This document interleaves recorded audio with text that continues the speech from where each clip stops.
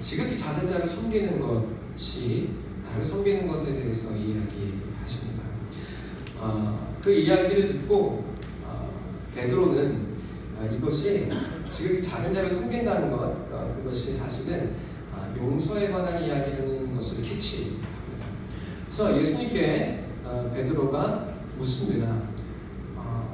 내가 형제를 용서해야겠죠? 내가 몇 번이나 용서하니까 7번을 용서하면 되겠습니까? 라고 묻습니다. 사실은 용서를 한 번 한다는 것도 굉장히 어렵습니다. 제가 어제 주차를 하기 위해, 교회 주차를 하기 위해서 차를 대려고 했는데, 들어오려고 했는데, 트럭이 하나 공사한다고 몇 건물의 트럭이 주차장 입구를 막고 있는 거예요. 그래서 한참을 기다리다가 저를 보는 척도 안 하길래, 그래, 오늘은 그냥 여기 앞에다가 주차를 해놔야겠구나 하고 한 바퀴를 돌려서 이렇게 놨습니다. 그리고 언제 빼는지를 알아야 될 거 아닙니까? 그래서 제가 운전하시는 분께 언제 빼는지 여쭤보려고, 여기 관계자 되십니까? 그랬더니 그런데요. 네, 차 때문에 그런데, 그래서요. 굉장히 당혹스러운 거예요. 나는 참을 만큼 참았고, 아니 기본과 상식이 안 되어 있는 거죠. 뒤에서부터 뭐가 올라오나요? 긴장이 막 되면서 스물스물 막 짜증과 막 화가 막 올라오는 거예요. 베드로처럼 7번 용서해야겠죠? 하고 했었어야 되는데 7번 용서 못했나 봐요. 제가 단호하게 말했습니다. 제가 여기 차를 대야겠습니다. 원래는 안 되려고 언제 빼는지 나중에 알아봐서 대려고 했던 건데 너무 기분이 안 되겠다는 생각에 제가 단호하게 이야기했습니다. 이렇게 하시면 안 되죠. 차를 제가 대하겠습니다. 차를 빼주세요. 단호하게 이야기했습니다. 그제서야 쭈뼛쭈뼛하면서 차에 시동을 걸고 빼기 시작하는 거예요. 제가 차를 넣었습니다. 넣었는데 마음으로부터 하나님께서 그러십니다. 아직 네 실력이 그거밖에 안 되는 거예요. 아직 베드로만도 못한 것 같습니다. 베드로는 7번은 용서하겠다고 다짐을 하고 있는데 저는 한 번도 잘 안 되는 것 같아요. 여러분, 자, 베드로는 사실 굉장한 질문을 하고 있는 겁니다. 하나님의 나라가 이 땅에서 용서를 통해 이루어진다고 하는 사실을 드디어 알았어요. 굉장히 중요한 사건이죠. 그런데 그는 용서의 주체가 됩니다. 내가 몇 번을 용서해주면 되겠습니까? 늘 아프고 상하고 상처받았는데 이 세상 참 부조리하고 악한 세상인데 내가 이 악한 세상을 향해서 몇 번이나 용서를 해주면 될까요? 라고 묻고 있는 겁니다. 그러니까 사실 용서의 횟수를 통해서 나의 의를 쌓아가고 있는 것과 같습니다. 사실 그가 7번 용서해주면 되겠습니까? 라고 묻는 것이 굉장히 중요합니다. 내가 용서를 통해서 용서의 횟수를 다양하게 많이 함으로 통해서 그 용서를 완전히 이루어보겠다는 자기 생각이 사실은 숨어 있는 거죠. 사실은 하나님 앞에 내가 이만큼 의롭고 많이 깨달았어요 라고 이제 자랑하고 싶은 거예요. 저의 모습을 봅니다. 내가 이만큼 알았어요 하나님. 내가 이만큼 드디어 목회하면서 이만큼 알았습니다. 근데 예수님이 굉장히 가타부타 대답을 하시는 것이 아니라 예화를 하나 설명해 주시죠. 어떤 예화인지 여러분 뭔가 잘 알고 있을 것입니다. 어떤 왕에게 신하가 있습니다. 이 왕은 굉장히 부자죠. 왕이니까 1만 달란트 빚진 신하가 있습니다. 그런데 다 못 갚았습니다. 그래서 그를 감옥에 넣었어요. 그런데 이 1만 달란트 빚진 신하가 너무나 딱하고 불쌍해서 이 왕이 풀어줍니다. 1만 달란트라고 하는 것을 여러분 잘 감이 오질 않으실 거예요. 5달란트, 1달란트, 2달란트 이렇게 이야기도 하는데 10,000달란트라고 하니 개념이 잘 잡히지 않고 그게 많은 돈이다 보다 이렇게 생각을 합니다.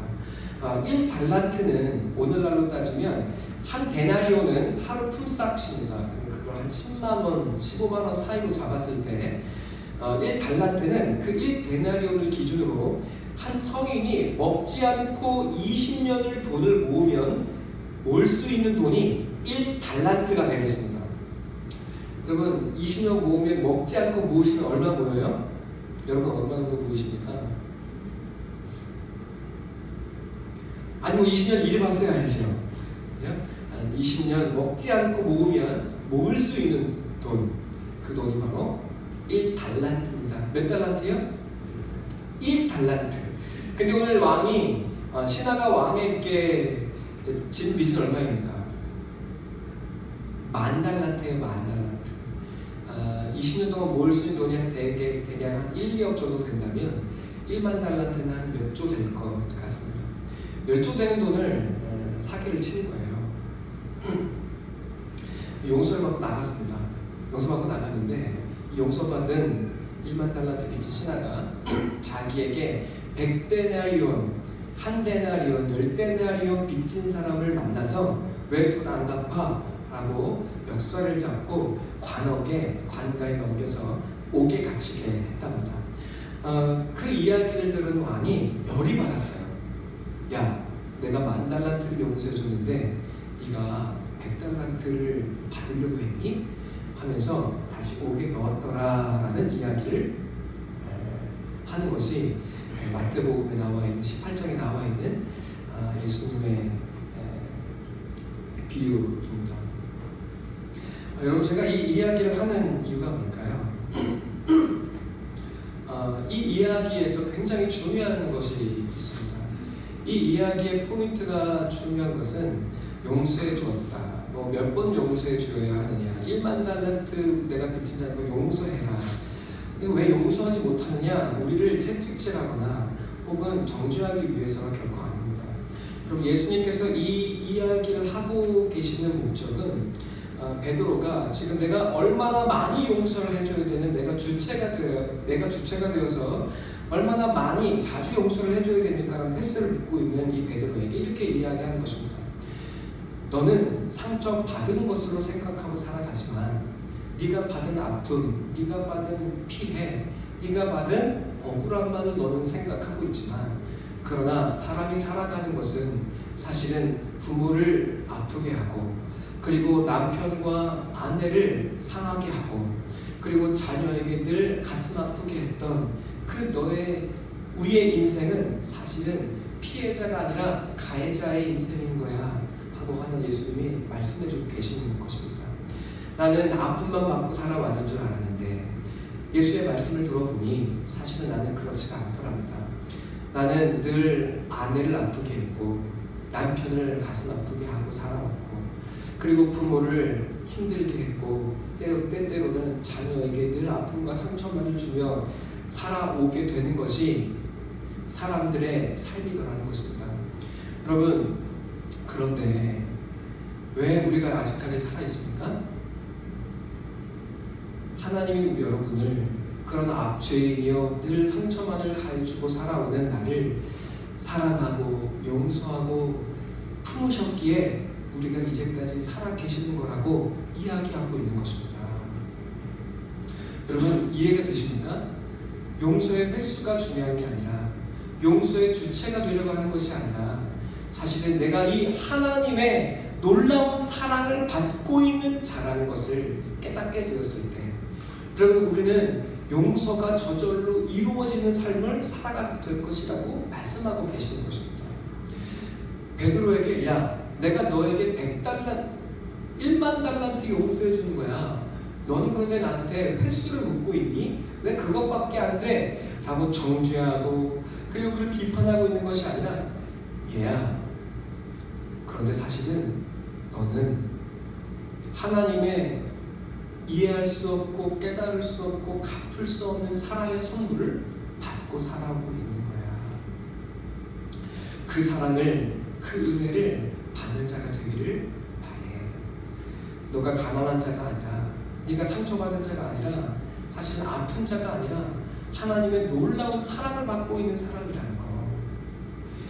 이 세상이 이해할 수 없는 풍요와 사랑의 그 삶을 네가 받고 있기에 지금까지 살아있다는 거 네가 알아주길 바래. 그럼 이게 이 이야기를 하는 것이 예수님의 마음입니다. 여러분 별 감흥이 없으신 것 같아요. 네, 이게 얼마나 놀라운 건지 다 감흥이 없어요. 제가 이 이야기를 3층에 가서 노인요양원에 일주일에 한 번씩 가서 예배를 드립니다. 여러분 이제 어르신들이 한쪽에서 그냥 다 자기 뭐 마사지 받고 놀다가 제가 가면 알아서 우리 여성 어르신들은 할머님들은 촥 하고 도열해가지고 기쁨으로 말씀을 받아요. 교회 다니지 않고 말씀을 듣지 않아도 하여튼 목사가 까불면서 재밌게 설교하네. 말씀을 잘 듣습니다. 남자 어르신들도 이제 자기만하더니 조금씩 한 걸음씩 가까이 다가오고 있어요. 여러분 인생이 이제 기울어서 황혼의 때가 되어서 인생 살아보니 남 손에 쥐어지는 것 없고 남는 것은 아쉬움이요 아픔과 상처만 주고 살아왔더라. 우리 어르신들이 이제 아시니까 여러분 제가 이 설교를 할 때 어르신들이 눈물 흘리면서 맞아요 목사님 내가 자녀들한테 가족한테 아픔만 주고 살아왔어요. 근데 하나님 날 이제까지 살려주신 게 사랑이었다니 너무너무 감사합니다. 그리고 어르신들 몇 명이 제가 문 앞에까지 나와가지고 목사님 감사해요 목사님 감사해요. 여러분 지금 나이가 젊으신 우리 성도님들은 내가 무슨 죄인이라고 다 이런 표정으로 앉아 계십니다. 여러분 느낌이 오십니까? 하나님 예수님 우리에게 간절히 알기를 원하세요. 교회 와서 돈 주세요. 교회 와서 건강 주세요. 교회 와서 좋은 직장 주세요보다 더 중요한 것이 있더라는 거예요. 하나님이 뭐 주세요 기도하고 있는 우리에게 말씀하십니다. 아니 내가 너를 너무너무 사랑해. 내가 너를 너무너무 사랑해서 용서했어. 용서의 그 사랑이 너에게 부어지고 있어. 네가 그 사랑을 알게 되면 너는 상처받은 자, 가난한 자로 사는 게 아니라 용서하는 자, 베푸는 자, 열매 맺는 자, 결실하는 자, 견고한 자가 되어서 살 수 있을 거야. 이 땅에 먼저 알아야 되는 건 그것은 내가 너를 사랑하고 있다는 거야. 여러분 하나님께서 우리에게 예수님께서 우리에게 해주고 싶으신 말씀입니다. 네, 교회 와서 목사가 교회 일을 잘 드리고 빠지지 않으면 복 받고 부자 될 거라고 설교하길 원하는데 그런데 주님은 오늘 그 말씀을 기대하고 있는 우리에게 오셔서 아니 내가 너를 사랑해. 내가 너를 이미 용서했어. 넌 가난한 자가 아니야. 넌 풍요한 자야. 용서할 수 있는 자야. 우리에게 말씀해 주고 계시는 거죠. 네. 자, 이 이야기가 오늘 로마서의 말씀과 어떻게 연결이 될까요? 우리는 작년 한 해 동안 출애굽기 말씀을 1장부터 12장까지 보았습니다. 하나님께서 이스라엘 백성들을 불러내시죠. 하나님을 믿습니다. 하나님 믿고 그들이 이집트에서 고난 없고 안전한 삶을 살기를 바랬어요. 하나님은 그들에게 고난을 없애주는 것이 아니라 그냥 그들을 거기서 빼내셔가지고 광야로 불러내셔서 기어코 어디를 향해 나아가게 하십니까? 하나님의 나라를 향해 나아가게 하십니다.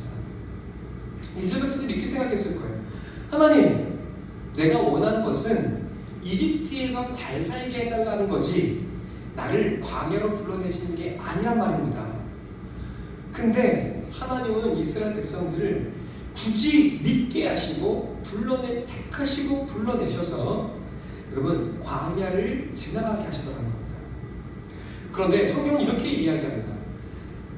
히브리서 4장에 보면 여호수아가 여호와의 가나안 땅에 들어가서 안식을 얻은 것이었다면 여러분 안식에 들어갈 약속이 남아있지 않았을 것인데 성경은 하나님의 안식의 약속이 남아있다고 말씀하시더라는 겁니다.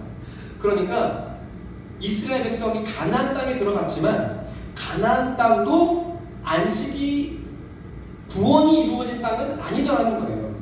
그러니까 이스라엘 백성이 쉽게 이야기해서 여러분 이스라엘 백성이 광야를 통해서 가나안 땅을 향해 나아가는 그 모습은 이 땅의 성도들이 하나님의 나라를 향해 나아가는 삶을 살아가는 여정과 같다라는 것을 보여주는 것입니다. 그러니까 이 땅에서는 하나님의 나라, 천국에 이르기까지 하나님이 약속한 영원한 만족과 구원의 안식은 이 땅에서는 이루어질 수가 없다는 사실을 보여주고 계시는 거예요. 하나님께서 이스라엘 백성들을 통해서 우리에게 보여주시는 것, 이집트와 그리고 오늘 우리 죄악된 세상을 살아가는 우리들에게 말씀해주고 싶으신 것은, 얘들아, 이 땅에는 만족이 없어. 이 땅을 살아가서 아파트 평수가 40평이 되고 50평이 되면 만족이 있을 것 같지만 그 기쁨은 3달이야, 1년이야. 그 이상은 가지 못해. 돈이 많으면 만족하겠지? 그것도 기쁨이 되지 않아. 건강하면 내가 행복하겠지? 그런데 건강하면 죄를 더 많이 지을 뿐이고 죄의 도구가 될 뿐이야. 건강하지 말라는 것도 아니고 가난하게 살아야 된다는 것도 아닙니다. 여러분, 그저 거기에는 만족이 있을 수가 없다는 거예요. 안식과 만족이 있을 수 없어. 인생은 나그네 길이야. 우리가 이 땅에서 정착하여서 자기의 성을 짓고 아름다운 살기 원하지만, 얘들아, 그런데 인생이라는 것은 나를 향해, 하나님을 향해 찾아 나아가는 광야의 여정이야 라는 것을 하나님께서 성도에게, 우리에게 보여주고 싶으신 거예요. 여러분, 자, 그런데 이것이 이 땅의 사람들이 하나님을 알든 알지 못하든 인생은 광야의 여정이라는 것이 인생에 주어진 숙제인데, 이 땅에 사는 모든 사람들은 어떻게 살아간다는 겁니까? 이 땅의 것이 전부인 줄 알고 하나님을 믿을 때도 이 땅의 욕망을 이루기 위해 하나님을 믿더라는 거예요. 여러분, 그렇게 하는 것이 하나님 믿는 것이 아니라고 주님이 말씀하고 계시는 것입니다. 이스라엘 백성을 불러내셔서 도리어 알려주시는 게 뭐예요? 사람은 떡으로만 사는 게 아니에요. 하나님의 말씀으로 사는 거예요. 여러분, 옷이 있어야, 먹을 것이 충분해야 살 수 있을 거라고 이야기하는 이스라엘 백성들에게 하나님은 그 광야를 지나가는 동안 신명기, 너희의 옷이 한 번도 헤어진 적이 없었고, 도리어 이스라엘 백성들에게 하나님의 의를 옷 입는 자가 되었다고 말씀하고 계십니다. 집이 없어서 천막에서 늘 살아가야 하는 그들에게 하나님은 내가 너희의 집이라고 말씀하시고 광야의 인도자라고 하나님이 말씀하고 계십니다. 저의 사랑하는 성도 여러분, 이 땅을 살아가는 사람들이 잃어버린 가치가 있다고 지난 시간에 여러분께 말씀을 드렸습니다. 이 땅을 살아가는 사람들이 잃어버린 가치가 무엇입니까? 진짜 우리는 어떤 삶을 살아요? 저희 아내도 저도, 그리고 제가 청년들하고 만나면 항상 뭘 먹으면 뭘 찍을까요? 다 말했네. 사진을 찍습니다. 그래서 어떻게 해요? SNS에 올려요. 나 이렇게 잘 살고 있어. 나 이렇게 행복해. 나 이렇게 좋은 거 먹고 있어. 여러분, 그렇게 많은 것들을 올리지만 사실은 공허해요. 사실은 너무너무 공허해요. 사실은 진정한 인생의 가치는 그 짧은 사진으로 포착할 수 있는 것이 아니고, 그것으로 내가 행복하다고 올릴 수 있는 것도 아니에요. 지난 시간에 이렇게 말씀드렸습니다. 로마서를 통해서 인생의 진짜 잃어버린 가치, 진짜 행복한 인생이 되기 위해 얻어야 될 것이 무엇이었습니까? 첫 번째, 우리 로마서 11절에 보면 이렇게 얘기하죠. 은사를 너에게 나누어줘 너희를 뭐하게 하려 함이니? 견고하게 하려 함이니. 여러분, 견고한 것이 축복인 줄로 믿습니다. 여러분, 작은 어려움과 고난이 왔을 때 부모가 흔들리면 어떻게 될까요? 자녀들은 불안해요. 잘 나갈 때 기분 좋고 조금 안 좋을 때 기분이 상하면 어떻게 될까요? 자녀들의 성품이 상해요. 그 가정은 반석에 서지 못합니다. 저희 아들, 딸을 봐요. 시은이, 도훈이가 서로 싸웁니다. 막 싸울 때 소리를 질러요. 저의 모습이 보이는 거죠. 제가 좀 더 견고한 자가 되어서 아이들에게 온전한 성품을 주었다면 여러분, 이 가정이 더욱더 풍요해졌겠죠. 그죠? 여러분 제가 그랬다면, 우리가 그랬다면 우리가 살아가는 가정과 일터와 여러분의 직장이, 그리고 여러분의 모든 거하는 자리가 견고하게 이루어지겠죠. 저는 사랑하는 성도 여러분, 견고한 자가 되어지길 축원합니다. 두 번째, 무엇을 주려 합니까? 피차 안위함을 얻으려 한다고 말합니다. 인생을 살아가는 것은 외롭습니다. 부부가 살아가도 마음이 나누어지질 않습니다. 내 마음을 다 털어놓을 수가 없습니다. 그러나 여러분, 복음을 얻게 될 때 무엇을 얻게 돼요? 진정한 교제가 일어나기 시작해요. 감추는 것이 사라집니다. 숨길 것이 없어요. 여러분, 또 13절에 뭐라고 이야기합니까? 열매를 맺게 하려 열매를 맺는 자가 됩니다. 시편 1편에 보면 뭐라고 이야기합니까? 의인은 시냇가에 심은 나무와 같아서 뿌리가 나무의 시냇가에 뿌리를 내리고 있기에 가뭄에도 해가 입이 마르지 아니하며 해에도 많은 열매를 맺는다고 이야기합니다. 저의 사랑하는 성도 여러분, 우리는 무엇을 먹을까 마실까, 무엇을 입을까 고민하고 살아갑니다. 그러나 이 땅에 살아가는 사람들이 내 삶이 진정 견고하여 있는지, 그리고 내가 누군가를 위로해주는 자가 되어 있는지, 그리고 열매 맺는 자가 되어 있는지는 좀처럼 관심을 갖지 않고 살아갑니다. 그러나 오늘 15절에 보니까 뭐라고 이야기합니까? 너희가 이 복음을 듣게 되면 진정한 잃어버린 가치를 회복하게 될 거야. 열매를 맺고 교제를 이루고 견고한 삶이 이루어지게 될 거야 라고 바울이 담대하게 이야기하고 있습니다. 이번 주에 저희 가정이 우리 이신과 이도원과 함께 말씀을 열심히 보고 있습니다. 하루 게임만 하려고 해서 자기 전에 성경 퀴즈도 내고, 마태복음 성경 퀴즈도 내고, 그리고 시편 한 편씩 읽으면서 하나님의 말씀 같이 이렇게 은혜 받은 말씀을 같이 나누고 있어요. 시은이가 그게 너무 좋았나 봐요. 함께 웃으면서 말씀을 나누는 게 너무 행복해요. 난 너무 수요 예배 끝나고 피곤해가지고 자고 싶은데 아빠 예배 드려야지, 말씀 봐야지 계속 그러는 거예요. 이돈의 문제가 있습니다, 여러분. 도나 마태복음 1장의 퀴즈였어요. 하나님이 우리와 함께 하신다는 뜻이 뭐지? 라고 물어봤습니다. 여러분 뭘까요? 임마누엘이죠. 하나님이 우리와 함께 하신다. 이돈이 손을 번쩍 들고 소리쳤어요. 뭐라고 했을까요? 수천사! 라고 얘기했어요. 여러분, 그래요. 틀렸지만 맞아요. 하나님이 우리의 수호천사가 되신다. 저희 생각 성도 여러분, 저희 가정은 요새 말씀 보면서 조금 다른 행복함과 풍요함을 맛보고 있어요. 세상이 줄 수 없는, 돈으로 가질 수 없는 하나님의 견고함과 행복이라는 사실을 조금 맛보고 있습니다. 저 안에 사랑하는 우리 성도 여러분, 바울은 오늘 이렇게 이야기합니다. 나는 너희에게 복음 전하기로 합니다.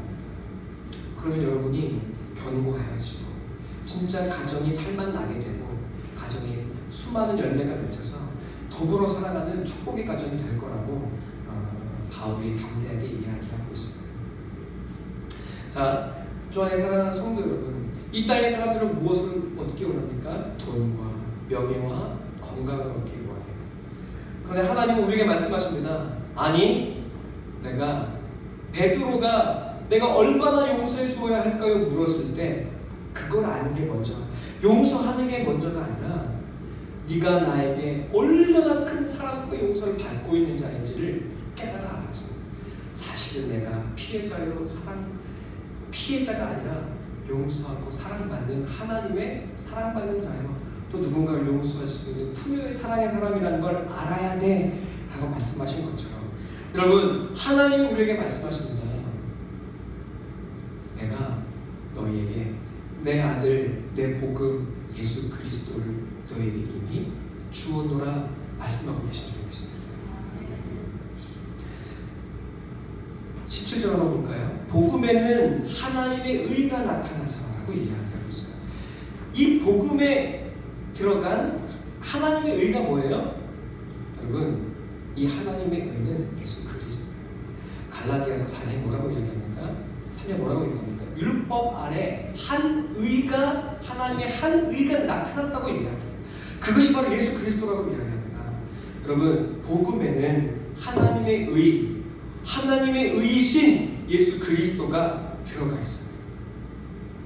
여러분, 그래서 우리가 하나님을 알아가면 알수록, 예수를 알면 알수록 우리는 풍요하고 부유한 자가 되기 시작합니다. 상처받고 가난하고, 그래서 광야를 지나가면서 먹을 거 주세요, 하나님 나 옷 주세요 외치는 자에서 이 복음을 알면 할수록, 하나님을 알면 할수록 이제 하나님 말씀으로 사는 자가 되게 하시니 감사합니다. 견고한 자 되게 하시니 감사합니다. 하나님 이 나그네의 인생에 꽃을 피우는 자 되게 하시니 감사합니다. 여러분, 감사가 넘치는 삶이 되어지기 시작합니다. 하나님, 여러분, 필요한 양식을 구하지 말라는 것이 아니에요. 네, 구하라고 말씀하십니다. 하나님이 기도하라고 말씀하세요. 주님이 또한 주실 줄로 믿습니다. 그의 나라와 그의 일을 구하는 자에게 하나님이 주십니다. 그러나 여러분, 그 하나님의 의를 알게 될 때야 우리는 하나님의 나라가 무엇인지 알고 구할 수 있게 되기 시작합니다. 또 이 하나님의 의, 예수 그리스도를 알아야 우리는 축복의 사람이 되어지기 시작합니다. 축복을 나누는 자, 열매 맺는 자가 되어지기 시작합니다. 하나님이, 자, 근데 굉장히 놀라운 거예요. 왜 놀라워요?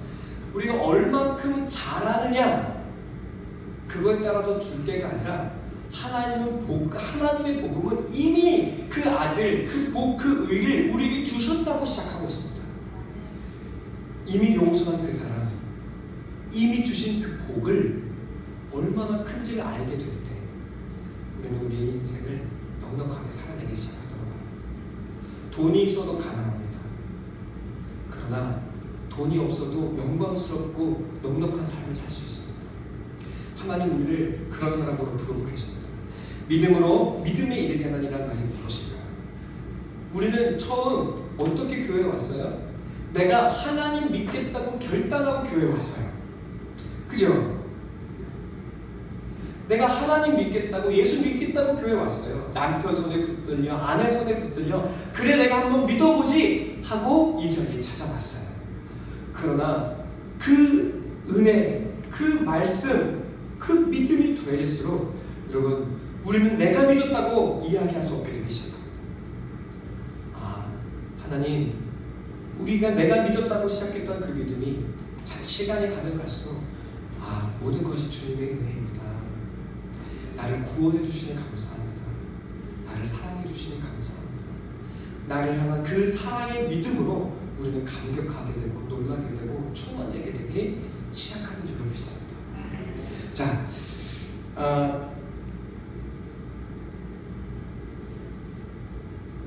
우리 그런 의미에서 하박국의 말씀 한번 볼까요?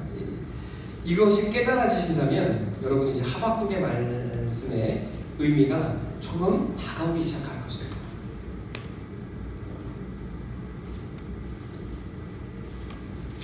하박국 3장 17절로 19절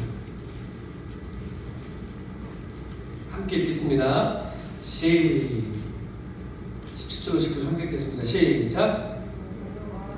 나무가 무성하지 못하며 포도나무에 열매가 없으며 감람나무에 소출이 없으며 밭에 먹을 것이 없으며 우리의 양이 없으며 외양간에 소가 없을지라도 나는 여호와로 말미암아 즐거워하며 나의 구원의 하나님으로 말미암아 기뻐하리로다.